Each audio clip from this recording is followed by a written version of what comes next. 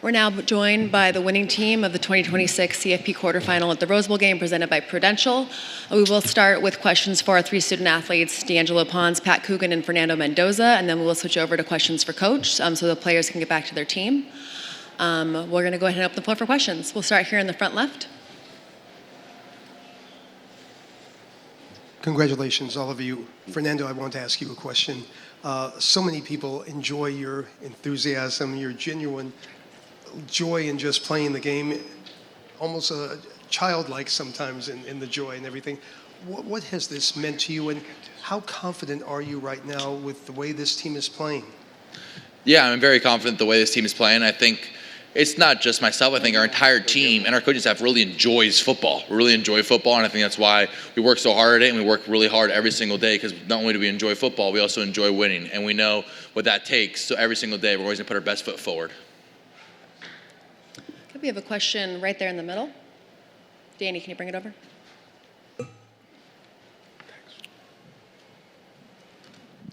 This is for Fernando. Congratulations for the victory, Fernando. What does it mean for you to win here in the Rose Bowl in California, Los Angeles, before this huge audience? And if you can answer in Spanish, will be amazing for the Hispanic community. Yeah, I would say if you asked me 3 years ago, I'd be able to speak in Spanish. However, now I'm conversational. However, if you ever say something, I could completely understand you 100%.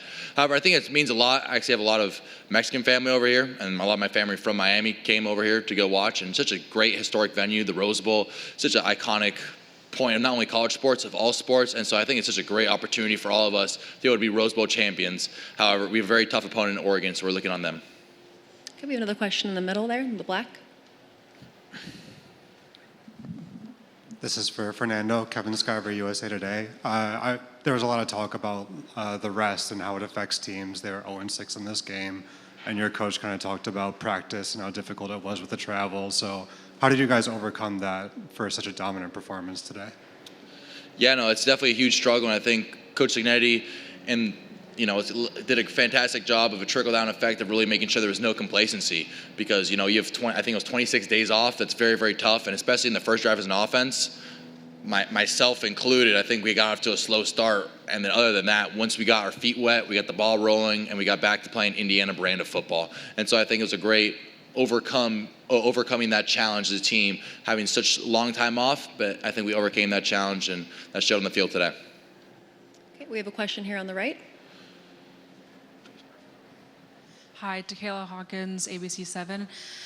For any of you, can you describe the culture that your coach demands of you guys that then resulted in today's win? Yeah, I'll take this one. Coach Cignetti, it all starts with him.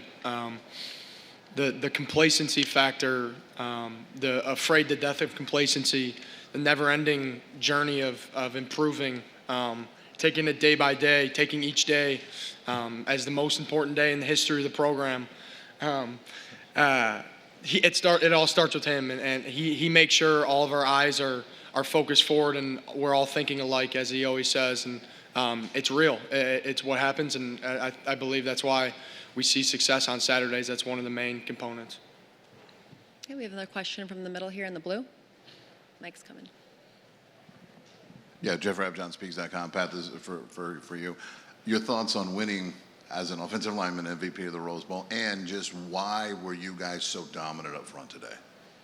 Yeah, it's pretty great. I mean, it's probably the first, if I had to guess, offensive lineman MVP, but it's all a credit to my teammates and my coaching staff for, first of all, just believing in me and the ability to make my calls and diagnose a defense, and fully entrusting in me and my abilities. And then a credit to all my teammates. Like, these guys are unbelievable.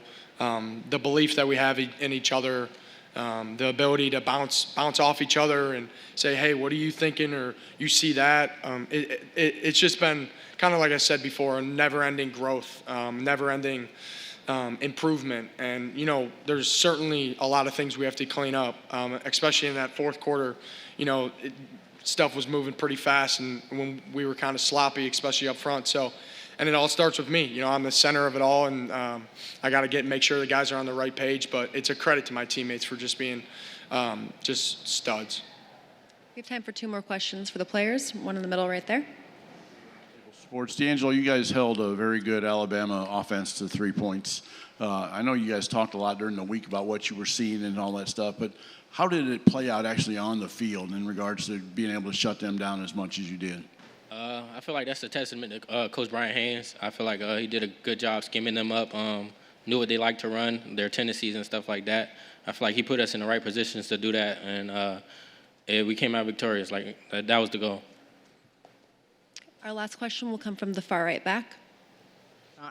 Rashawn Haylock, KTLA 5. Francisco, you played a game here as a freshman back in 2023.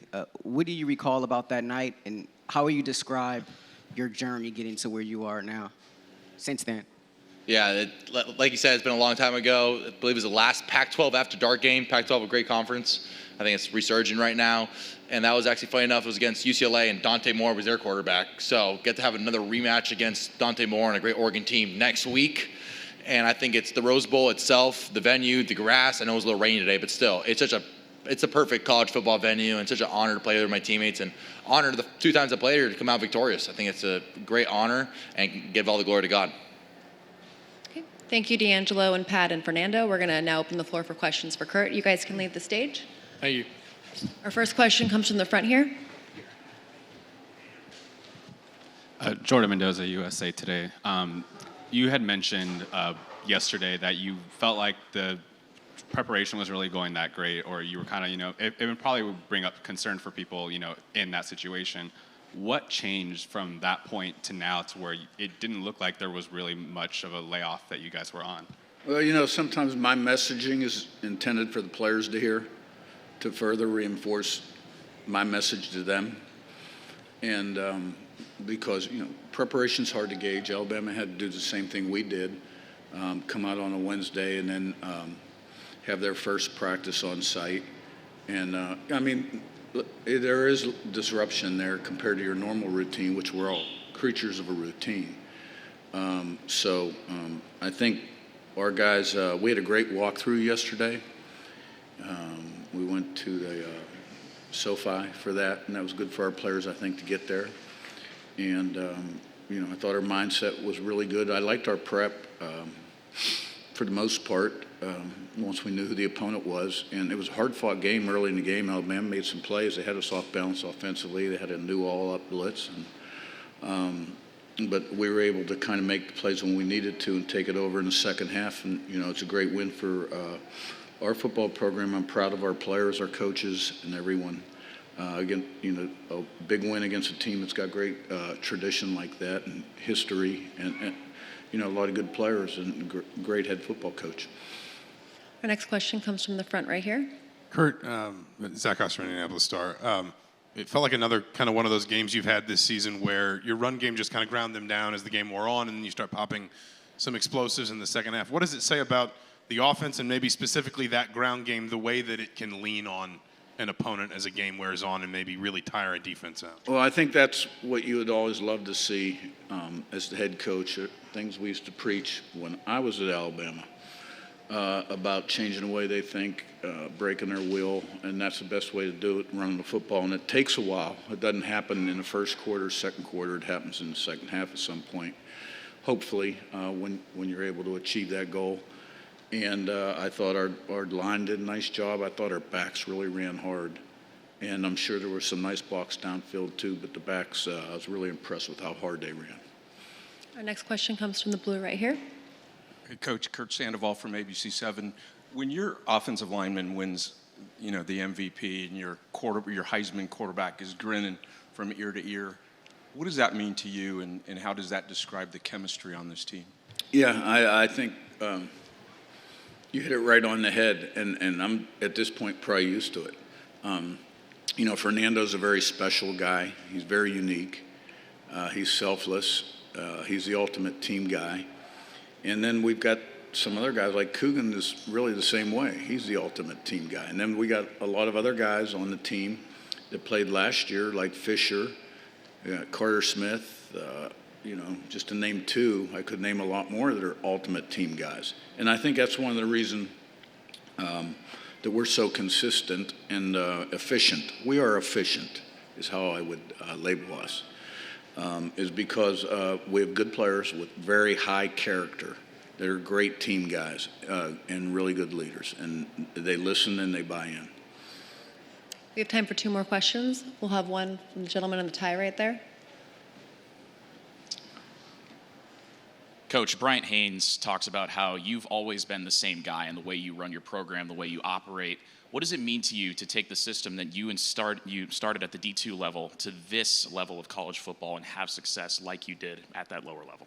Well, I learned from my mistakes. One thing about it was, I did make a lot of mistakes year one, and then the second time through, you always get a little better, and every year you do. So I can't say that I'm the same coach I was year one, because I'm not. You're always looking to improve because you get better or worse. You never stay the same. And, the things that they talked about, the constant striving for improvement, I do try to live that way. You're either getting better or you're getting worse. You're separating or somebody's gaining on you. Yeah, my journey has been kind of surreal, but I think every move kind of prepared me for this challenge at this time with the changing dynamic of college football. Our last question will come from the middle. Great win today. You've been in big games this season. How do you temper a win like this, and what does a win like this teach these young men for life after football? Yeah, well, I'm not going to assume anything like we've bounced back from a number of big wins and we'll be fine because it's a process. We'll have a very big challenge ahead of us next week. It's very hard to beat a really good football team twice. There's no doubt about that. And what was the last part of your question?